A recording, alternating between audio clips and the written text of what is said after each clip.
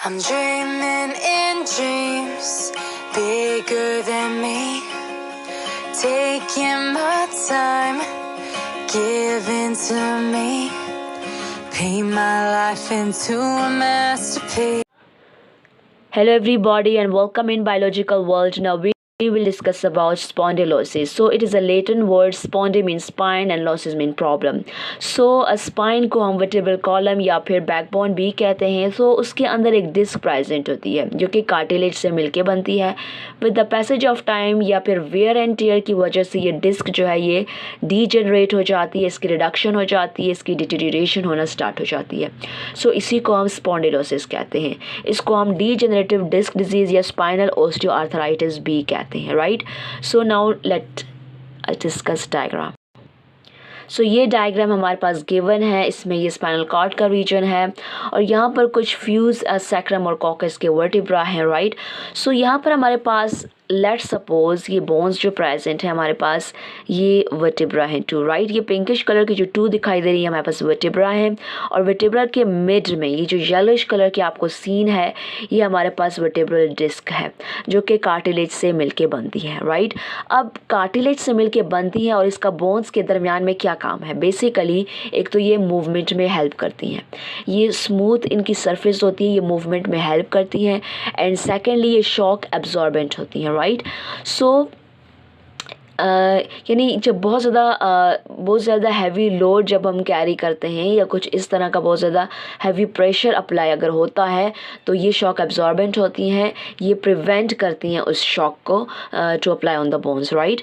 So with the passage of time ये disc जो है बेसिकली इसके फाइबर्स जो हैं वो वीक होना स्टार्ट हो जाते हैं और वाटर जो है वो लॉस होना स्टार्ट हो जाता है जिसकी वजह से ये जो कार्टिलेज है ये जो वर्टेब्रल डिस्क है इसकी ब्रेक डाउन हो जाती है और जो बोन्स हैं वो अब ये जो है येलोइश कलर की ये कम्प्लीटली रिमूव हो जाती है और पिंकिश कलर की जो 2 बोन्स हैं ये आपस में रब होना स्टार्ट हो जाती हैं जिसकी वजह से बहुत ज़्यादा पेन और स्टिफनेस अकर होती है. राइट.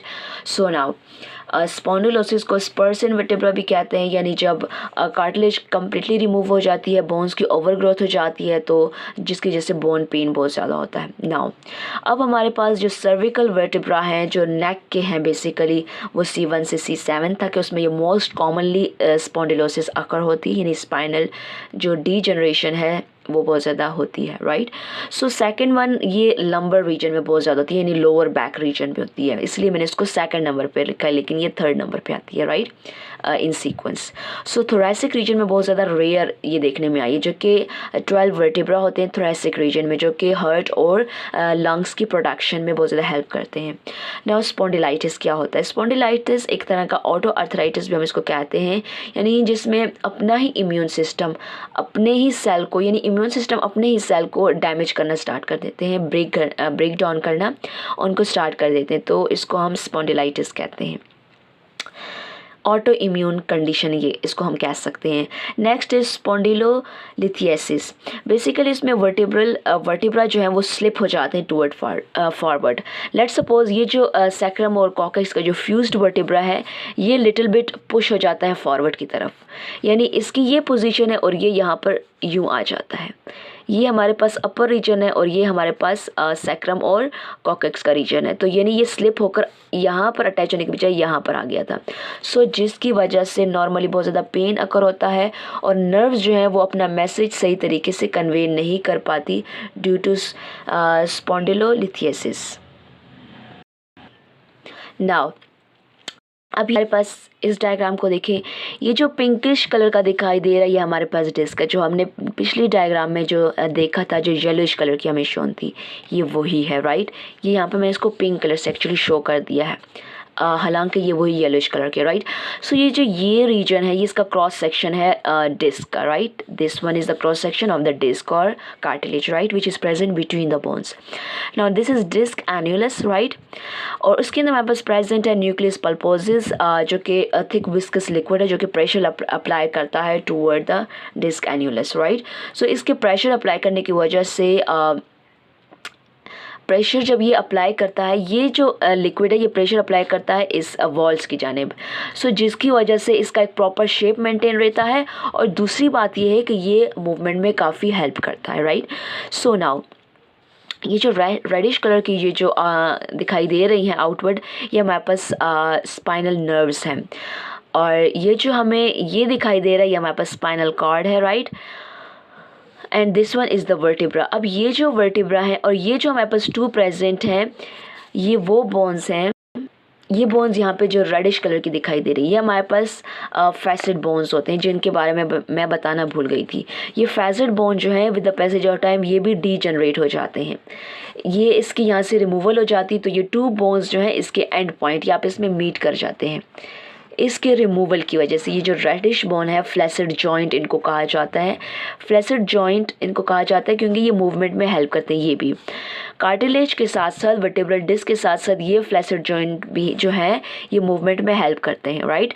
सो अब वक्त के साथ साथ एक तो ये डिस्क डीजेनरेट हो जाती है, दूसरा ये फ्लैसिड जॉइंट जो है इनकी भी डिसइंटीग्रेशन स्टार्ट हो जाती है।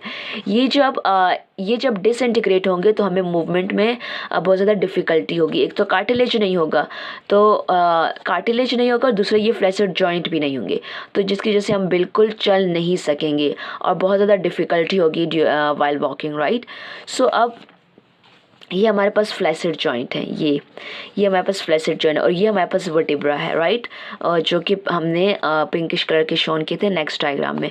अब ये जो रीजन है ये हमारे पास बेसिकली, अगर हम इसको बैक साइड से देखते हैं इस डायग्राम को या बैकबोन को, तो ये जो रीजन है ये हमें इस तरीके से शोन होता है, यानी इस तरीके से, लुक एट हियर, इस तरीके से हमें ये बैक साइड से ऐसे शोन होते हैं।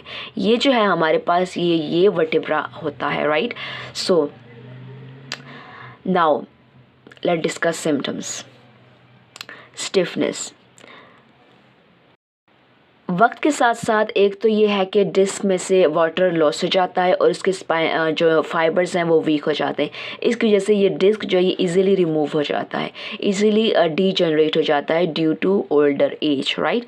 सो इसके सिम्टम्स में जाते हैं स्टिफनेस हो जाती है। स्टिफनेस क्यों होती है? क्योंकि बेसिकली कार्टिलेज नहीं है, फ्लैसिड जॉइंट नहीं है, तो मूवमेंट में डिफ़िकल्टी होगी क्योंकि बोन रब कर रही हैं। कार्टिलेज या वर्टेब्रल डिस्क जो है वो रिमूव हो चुकी है, तो टू बोन्स आपस में अब रबिंग कर रही हैं, जिस तरह कि हम कहते हैं फ्रिक्शन प्रोड्यूस हो रही है, जिसकी वजह से बहुत ज़्यादा पेन होता है और पेन की वजह से मूवमेंट नहीं हो पाती, राइट। सो नबनेस होती है, वीकनेस होती है, नेक, शोल्डर एंड आर्म पेन होता है। नॉर्मली अगर नेक के रीजन में स्पॉन्डिलोसिस है, तो अगर नेक में सर्विकल स्पॉन्डिलोसिस है तो उसका पेन जो है वो रेडिएट करेगा toward shoulder and arm, right. So एक जगह में पेन है तो वो दूसरी जगह रेडिएट करके जाएगा, पहुंचेगा। तो अगर नेक के जो वर्टिब्रा है उनकी डिस्क जो है वो डीजेनरेट हो गई है या कोई भी प्रॉब्लम हो गई है तो उसका पेन हमें आर्म में भी फील होगा और शोल्डर में भी होगा। नाउ अब बम्प और नॉट इन नेक, फिर हमें ऐसा दिखाई देगा कि हमारे जो नेक है उसमें कोई नॉट प्रेजेंट है या कोई बम्प सा प्रेजेंट है, यानी स्मॉल बॉल प्रेजेंट है, हमें ऐसा फील होगा जब हम टच करेंगे नेक को, राइट। सो मसल स्पाज्म हो जाएंगे, यानी मसल पुलिंग बहुत ज़्यादा होगी, मसल क्रैम्पिंग होगी बहुत ज़्यादा, राइट। सो डिजीनेस होगा, सर चकराएगा और हेडेक बहुत ज़्यादा होगा। इसकी कॉजेज़ में नॉर्मली वियर एंड टेयर आ जाता है, आर्थराइटिस और एजिंग आ जाती है। अब नॉर्मल यूज़ ऑफ जो मसल्स हैं, यानी हम सही तरीके से जब मसल्स का यूज़ नहीं करते, प्रॉपर पोस्चर नहीं होता, तो उस वजह से भी ये होता है।